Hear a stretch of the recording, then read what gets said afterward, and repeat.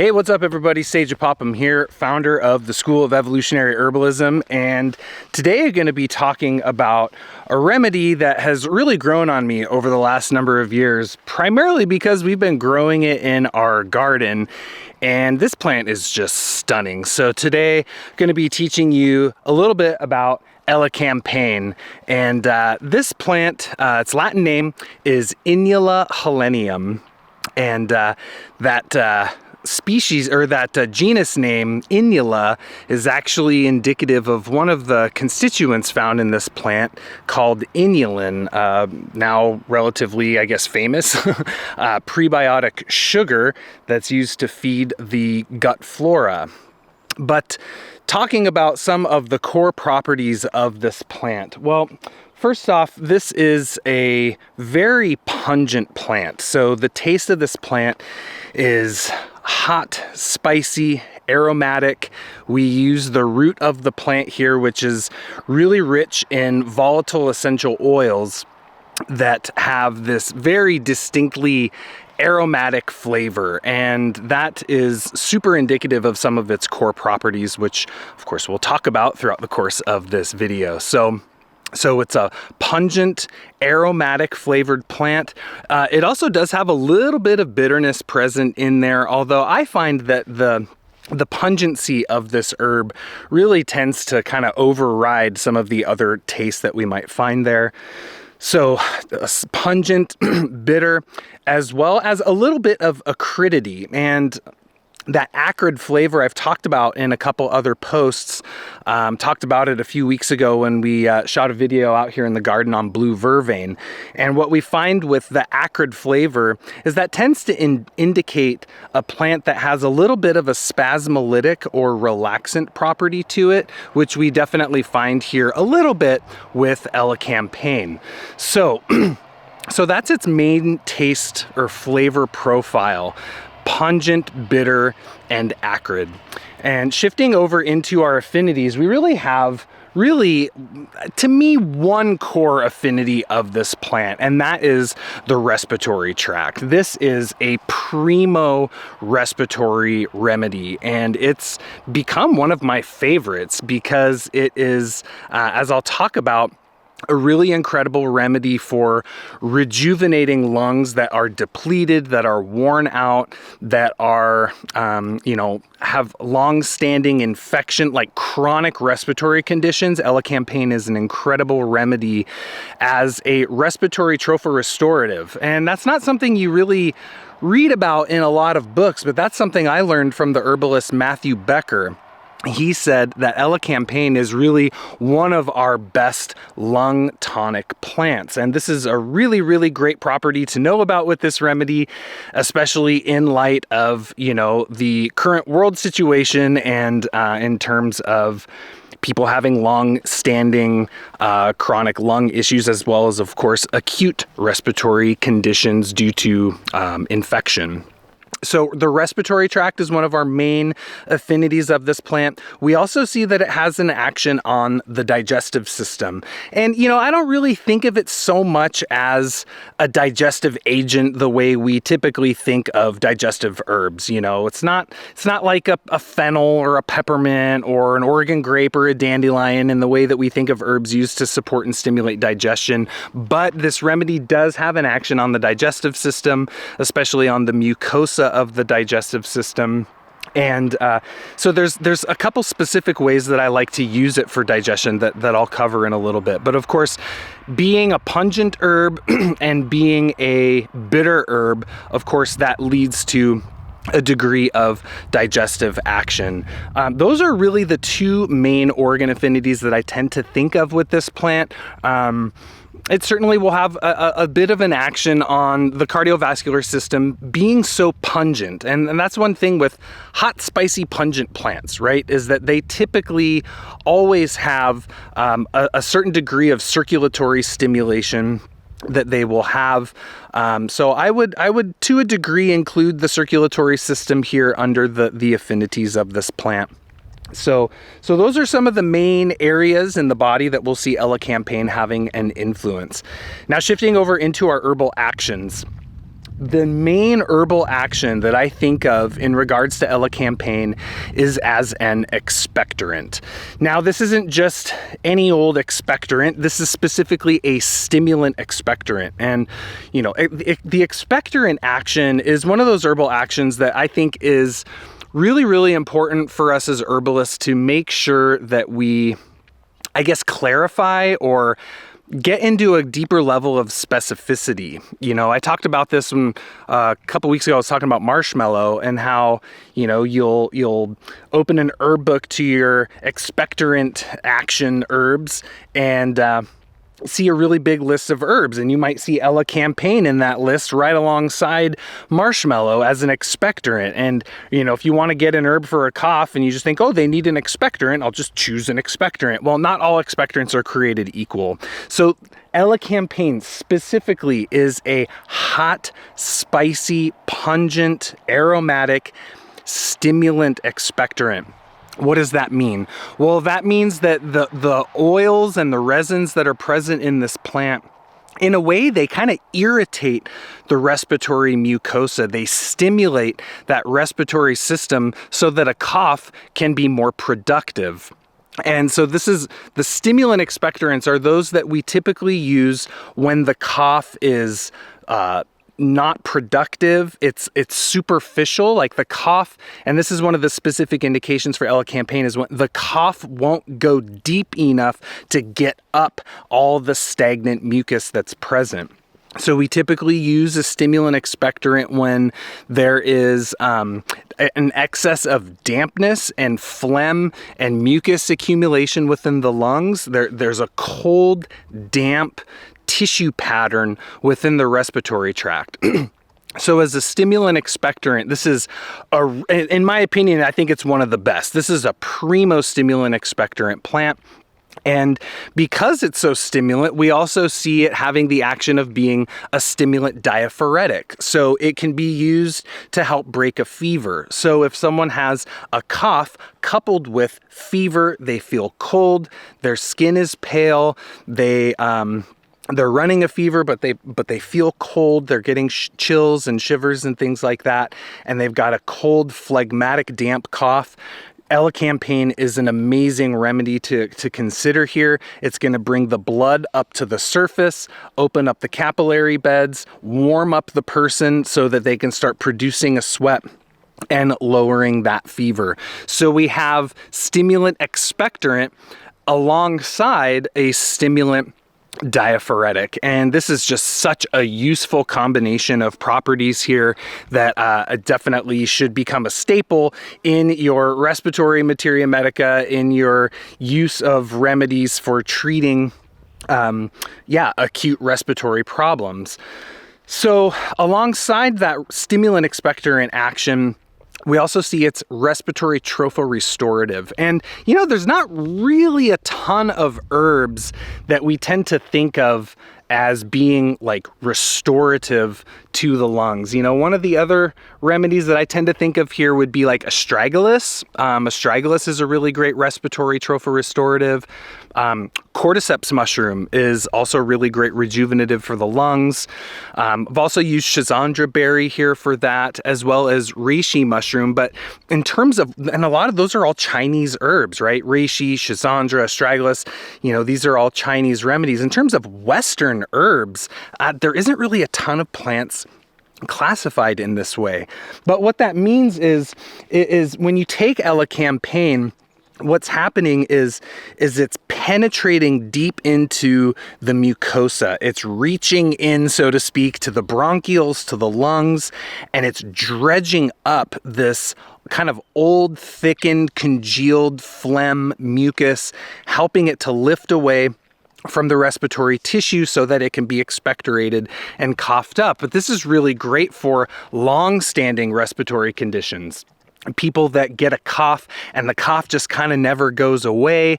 They have a hard time breathing, hard time taking deep breaths.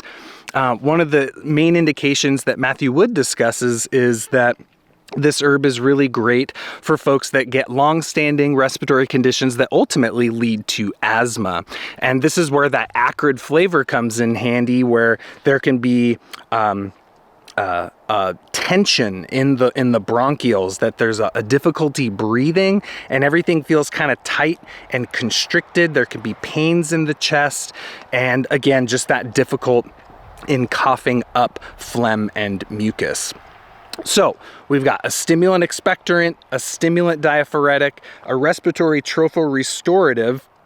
And then this herb also has an action on immunity. So, it's very antiseptic. So all of the resins and the volatile oils, and I believe there's sesquiterpene lactones present in this plant as well, all have a very distinct antiseptic property. So it's really, really great for treatment of bacterial infections, especially when we see the coloration of the mucus is that yellowish to green color.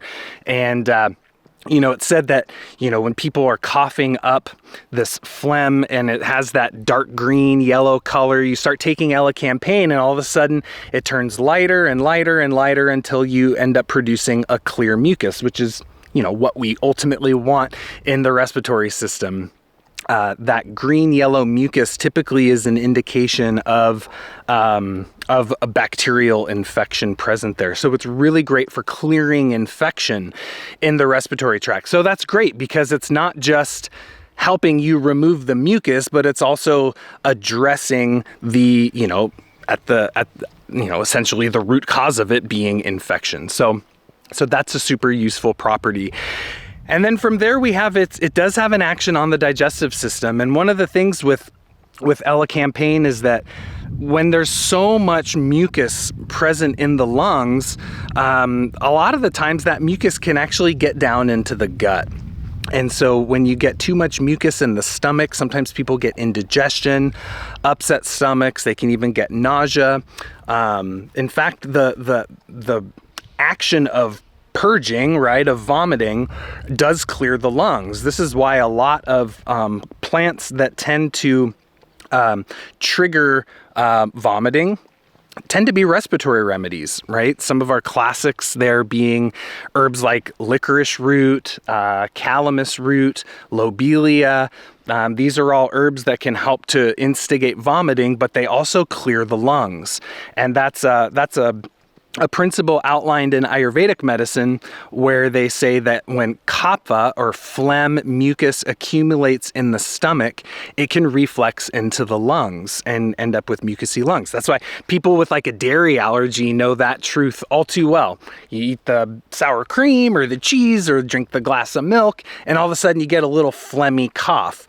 That's too much mucus in the stomach reflexing into the lungs. Well, the reverse is true as well, that if you get too much phlegm in the lungs, it can end up trickling, get swallowed basically down into the throat and into the stomach and lead to indigestion type symptoms. And so this is one pattern that Elecampane is really, really great at addressing: excess phlegm in the stomach, the upper GI, in the intestines.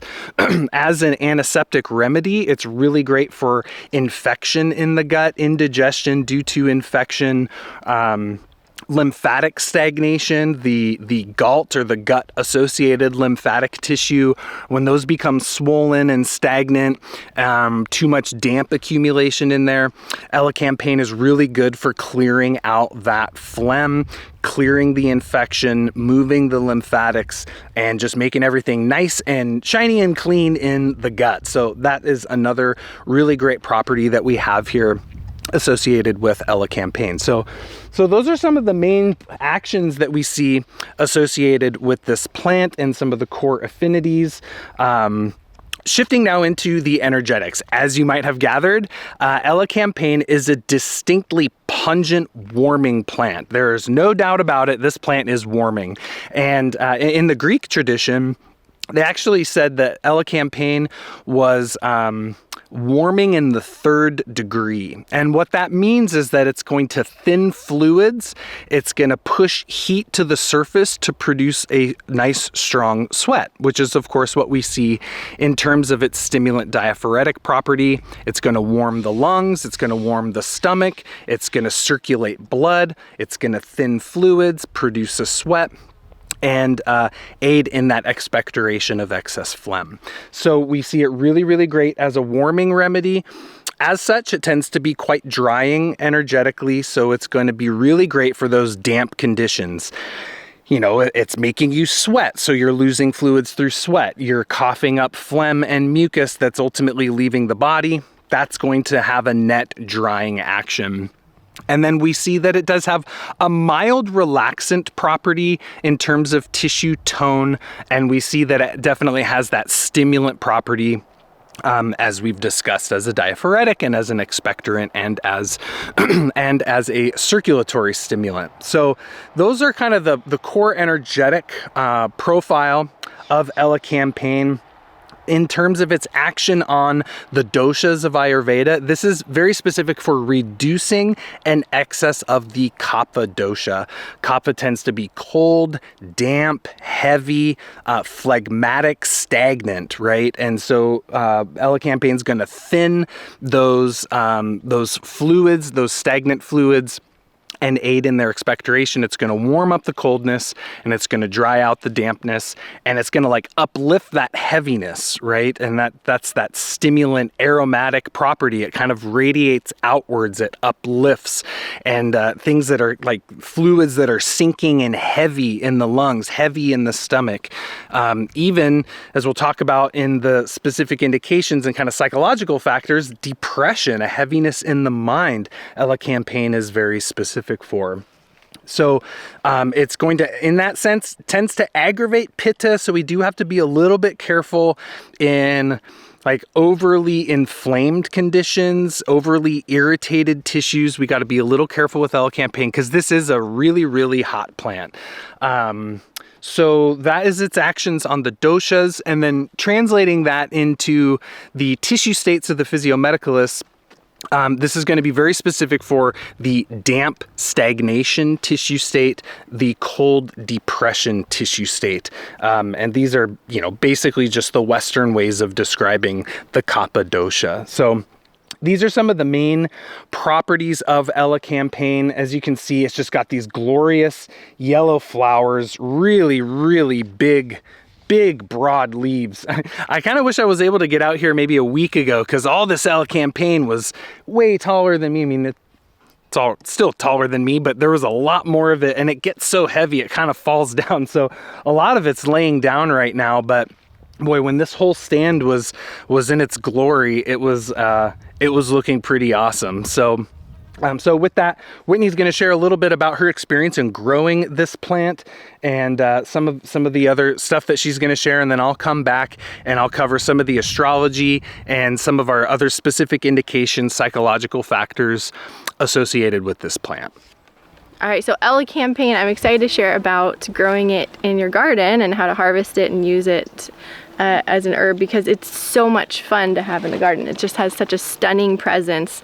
Any plants that just make you feel tiny comparison to them are just really fun to have around, in my opinion, and they just have such a statement in the garden. So Elecampane is a perennial herb that's native to Europe and parts of Asia, and it grows really well in sunny conditions.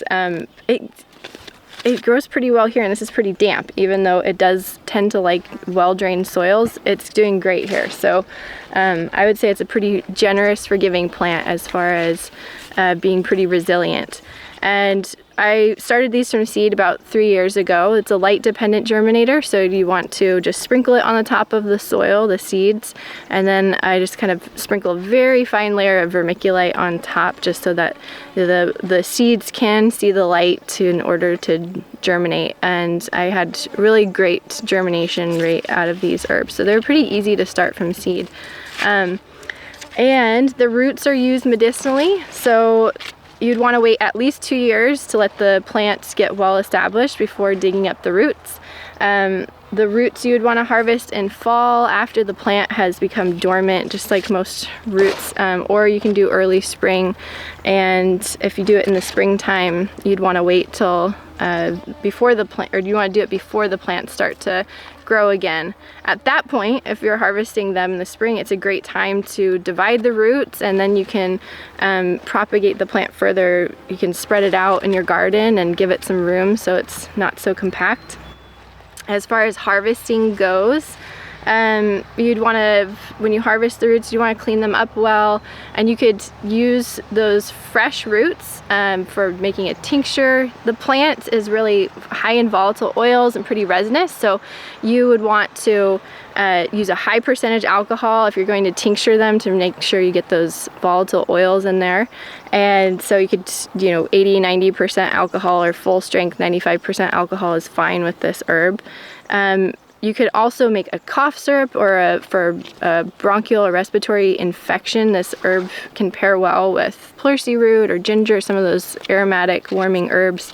You could make a syrup with, which is like a strong concentrated decoction preserved with honey and brandy. So that's another way that this herb could be used. Or you can also just cut the roots up and dry them and save those for decoctions later on, or teas. So another interesting thing about pleurisy root, it's usually pegged in the realm of a respiratory herb, but the roots have a high concentration of inulin, which is also an incredible prebiotic for the gut flora. So one way that it can also be used is making a strong decoction of the roots, and it can be combined with other prebiotic herbs like burdock root and dandelion root to make a nice strong kind of gut restorative tea or tonic, like a decoction like that, to help feed the gut flora. So this is just a little bit about Elecampane. Again, one of my favorite herbs to have in the garden, and the flowers are just absolutely stunning and beautiful, and encourage you to try growing it because it's quite easy and it's lovely and a really indispensable herb to have around. All right, so I just want to share a little bit about some of the psychological indications of this plant, as well as some of the more esoteric correspondences to it.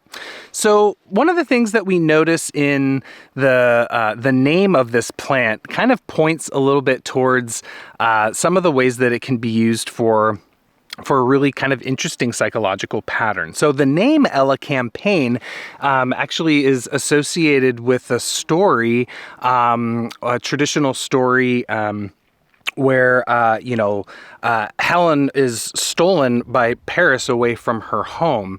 And it said that her teardrops that fell, when they hit the earth, they grew into Elecampane.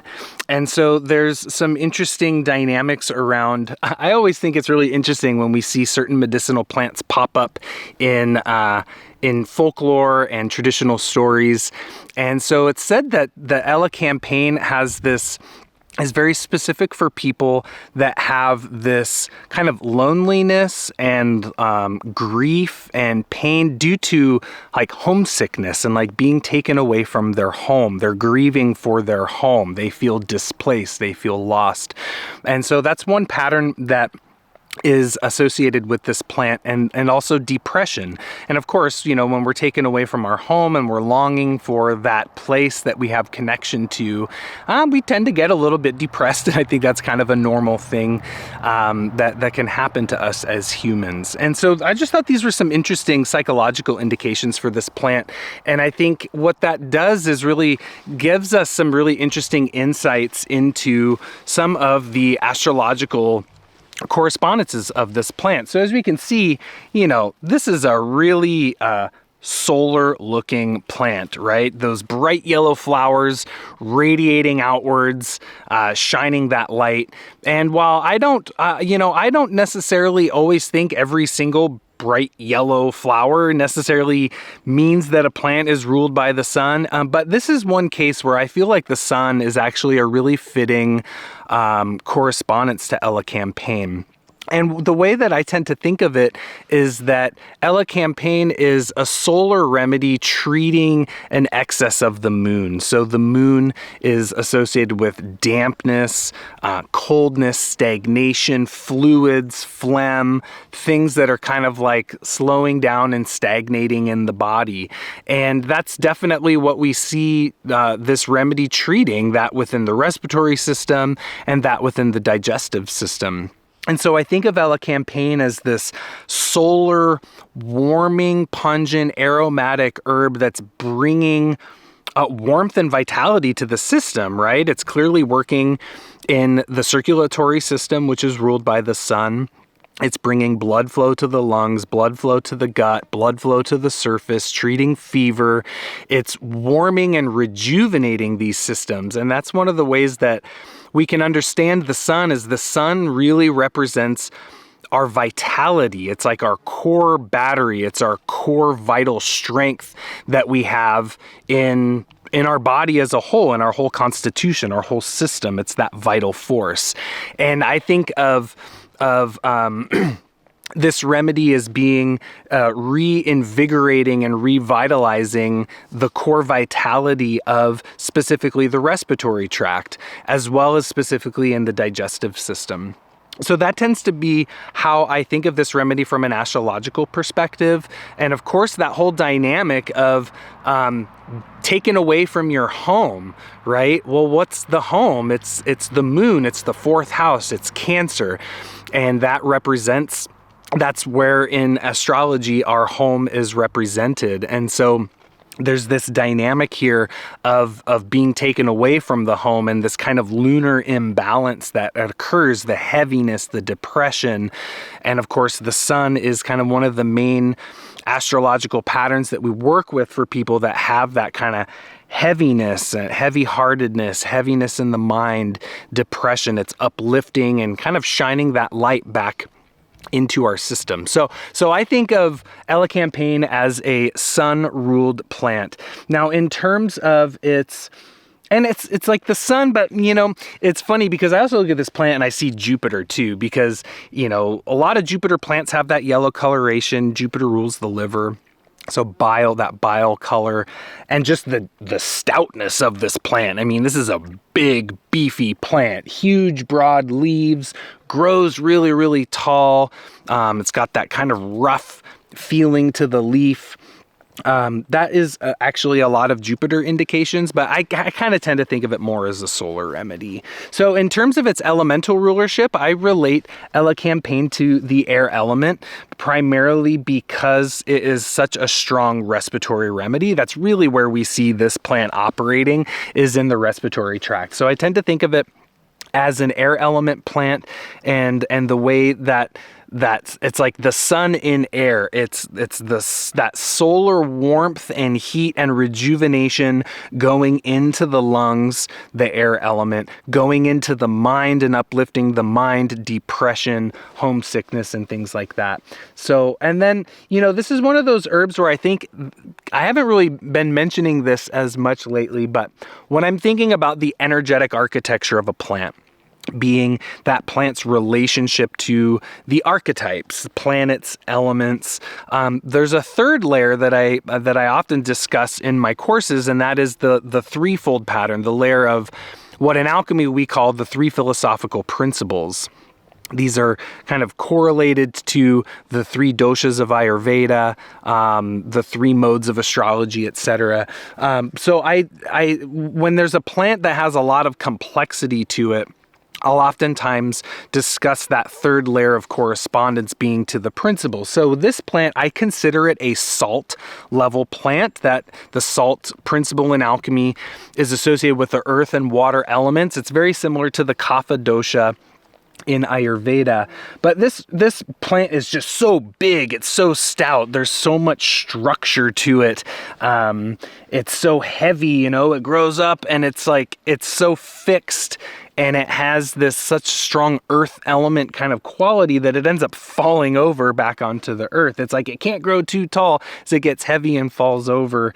We also use the root as the main part of the medicine, the root obviously being associated with the salt principle, and just the stoutness and the girth and solidity of this plant, to me really relates it to that salt principle. And of course, we see it treating an excess of kapha in the body, too much earth and water element, too much damp and phlegmatic type things. So these are kind of some of the ways that I've come to understand Elecampane over the years. This has become a really indispensable remedy for me over the last number of years, especially with so much respiratory tract problems going on out there. I've used this remedy a lot to help replenish the lungs, rejuvenate the lungs, as well as treat things acutely. So Hopefully you learned something good about Elecampane here in this post. If you want more free stuff, head on over to our blog at evolutionaryherbalism.com. We've got loads of free posts there, free mini courses.